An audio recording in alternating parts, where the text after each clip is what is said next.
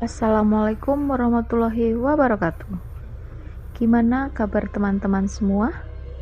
Semoga diberi kesehatan, cukup rezeki, juga dihindarkan dari segala penyakit. Amin.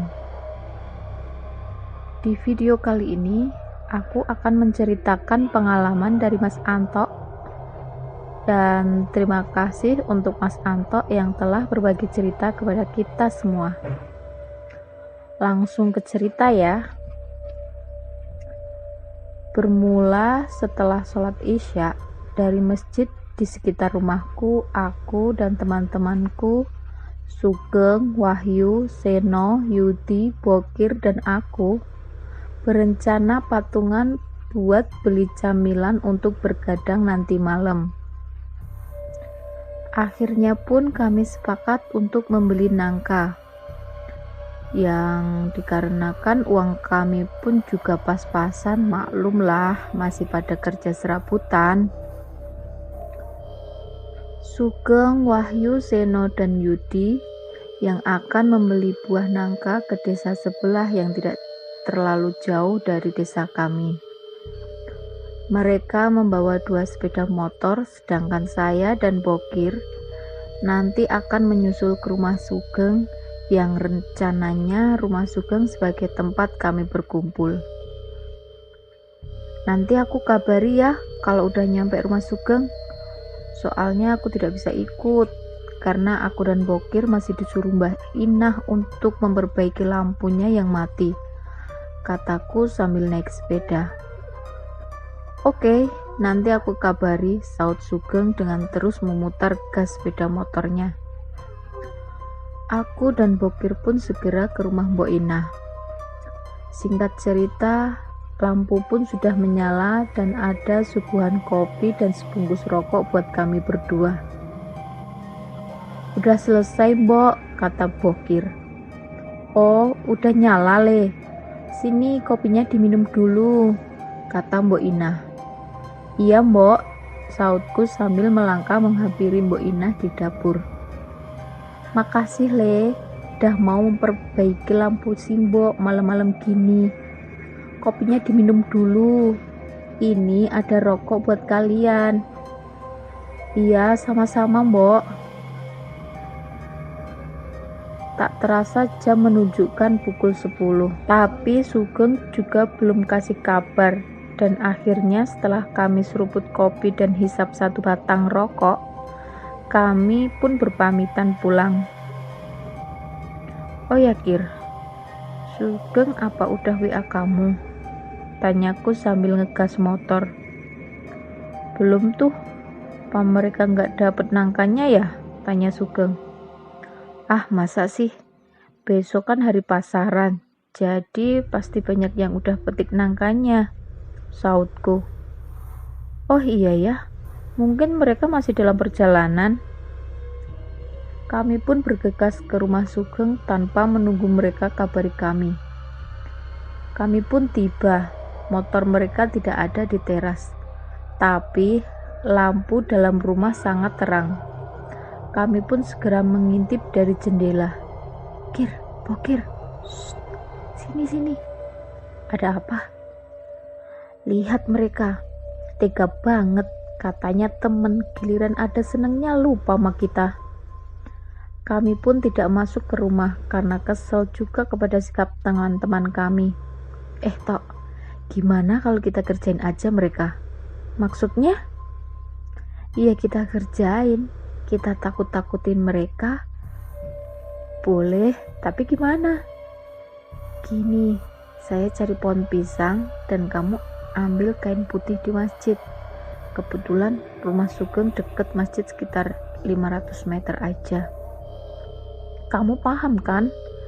Oke, siap. Beberapa waktu aku udah nyampe tempat dimana kita bertemu, tapi Bokir belum juga kelihatan batang hidungnya. Tok, sini bantuin. Suara Bokir dari semak-semak kebun. Oh iya, besar banget ambil pohon pisangnya. Biar seperti nyata, coy. Aku pun bergegas membantu Bokir dan membungkus pohon pisang sedemikian rupa biar hampir menyerupai pocong. Kir, kok pohonnya dah bau banget? Apa dah busuk nih pohon? Tanyaku sambil menutupi hidung dengan sarungku. Ini tuh pohon baru aku tebang. Bahkan belum berbuah, jawab Bokir sambil terengah-engah.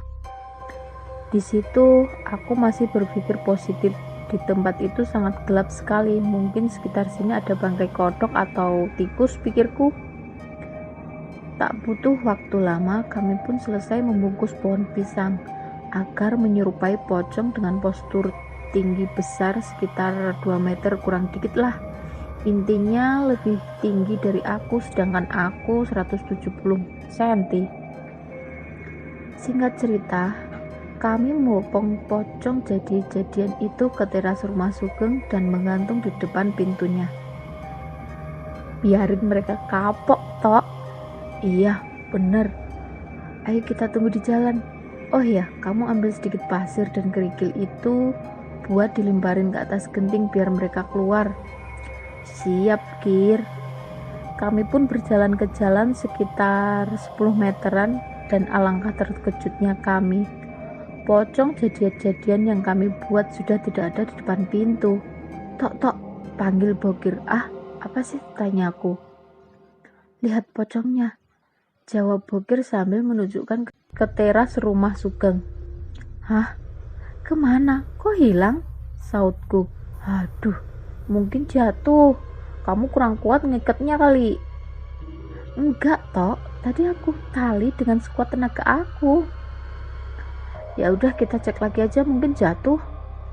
Kami pun kembali ke teras dan pelan-pelan pocong jadian-jadian itu benar-benar sudah tidak ada. Padahal cuma kami tinggal bentar mengambil kerikil sama pasir sambil jalan ke jalanan.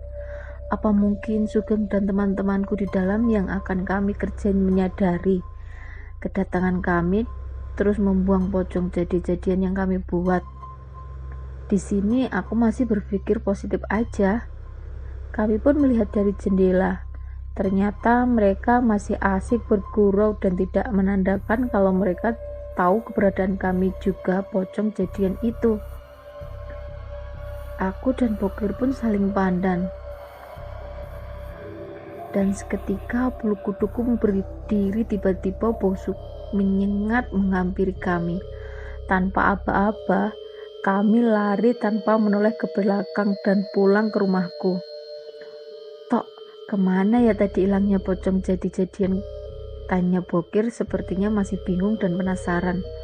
Ah, taulah, kita ngopi aja toh, tadi kan dikasih rokok Mbok Inah. Sautku mencairkan suasana biar gak kepikiran kejadian tadi.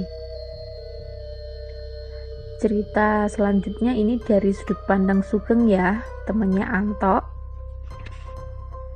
Setelah kami berempat nyampe rumah, entah kenapa kami semua lupa tidak kabari si Anto sama Bokir. Bukannya kami sengaja tidak kasih kabar ya. Dan di saat kami makan buah nangka dengan lahap, tiba-tiba terdengar suara guncangan di atas genting yang sangat keras, berulang kali, dan semua sudut pintu digedor-gedor dengan keras. Kami semua pun sangat kaget dan ketakutan. Lebih-lebih masih ada suara-suara rintihan kesakitan dan minta tolong. Kami pun tidak bisa berbuat apa-apa, cuma bisa saling meringkuk bersama dan berselimut tikar supaya kami tidak melihat sesuatu penampakan yang mengerikan. Dan teror itu berulang-ulang sampai ada salah satu dari kami yang basah di bagian celana. Pasti sudah tahu kan apa yang saya maksud? Sampai terdengar suara azan subuh, semua teror itu pun hilang begitu saja. Beralih ke sudut pandang saya dan Bokir ya. Kalau aku dan Bokir sesudah itu terus tidur pula sampai pagi.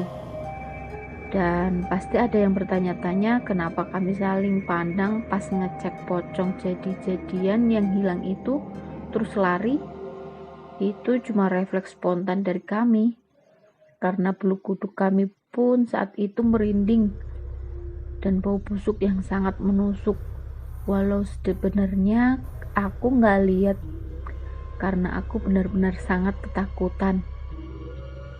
Dan sampai sekarang pun pocong jadi-jadian yang malam itu aku dan Bokir buat tidak diketemukan. Entah menghilang kemana. Dan sebenarnya yang kami bungkus itu pohon pisang atau bukan, aku pun masih penasaran karena saat itu gelap banget, jadi nggak jelas deh. Oke, itulah sepucuk pengalaman dariku dan teman-teman. Semoga dapat menghibur. Dan mohon maaf kalau tulisan dan ejaan dari saya sangat amburadul karena saya juga bukan penulis. Dan buat channel ini semoga tambah berkembang ya. Oke, itulah tadi cerita dari Mas Anto yang menyempatkan waktunya untuk berbagi pengalaman horornya. Terima kasih buat pendengar yang sudah mengeklik video ini. Dan tidak ada salahnya untuk menekan tombol subscribe dan loncengnya biar nggak ketinggalan video terbaru dari kami. Oke, sampai bertemu di video selanjutnya. Wassalamualaikum warahmatullahi wabarakatuh.